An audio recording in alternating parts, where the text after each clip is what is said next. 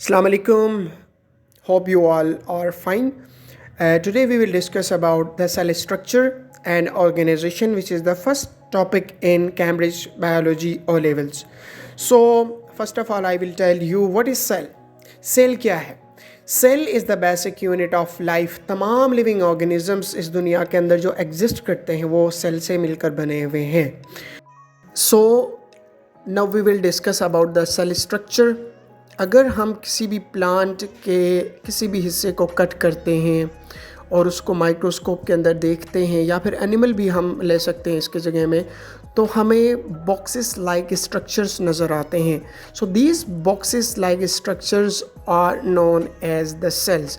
जैसे कि आप यहाँ पे आपको बहुत सारे सेल्स नज़र आ रहे हैं, तो ये डायग्राम है, आप देख.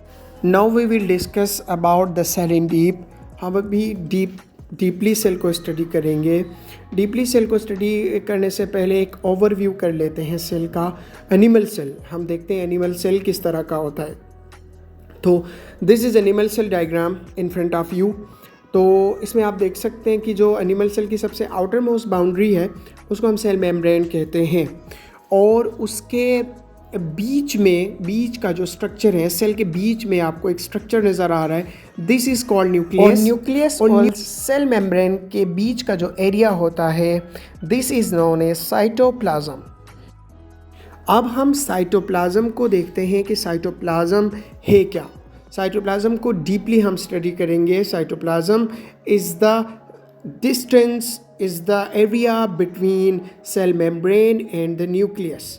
सो अभी हम साइटोप्लाज्म को स्टडी करते हैं. डियर स्टूडेंट्स, साइटोप्लाज्म जो होता है हमारे पास, वो बेसिकली अ थिक लिक्विड होता है.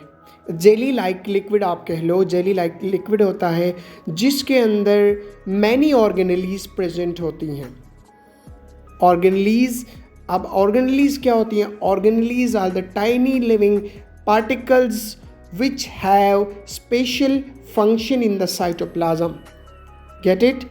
अच्छा, अब दूसरी बात, cytoplasm is the site where large number of chemical reaction take place. cytoplasm वो जगह है जहाँ पे बहुत सारी chemical reactions होती हैं. ठीक है.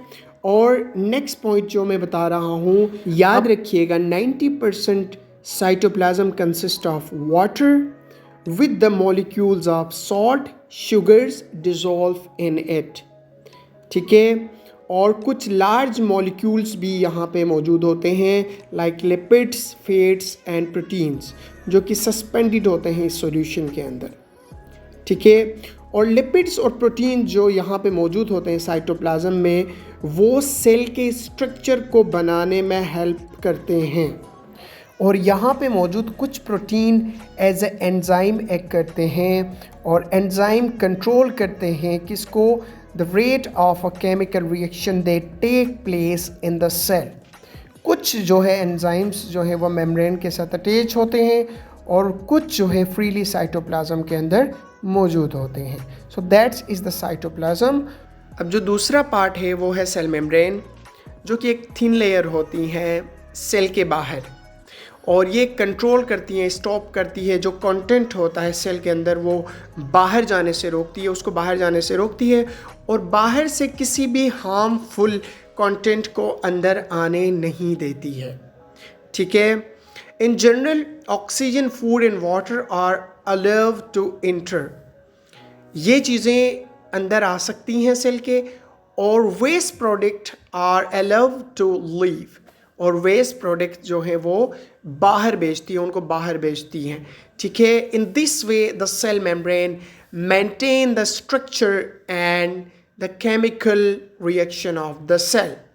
It is also known as plasma membrane, जो कि सेल के अंदर और बाहर चीज़ों के ट्रांसपोर्ट का काम करती हैं. So that is the plasma membrane, which is the second part of the cell.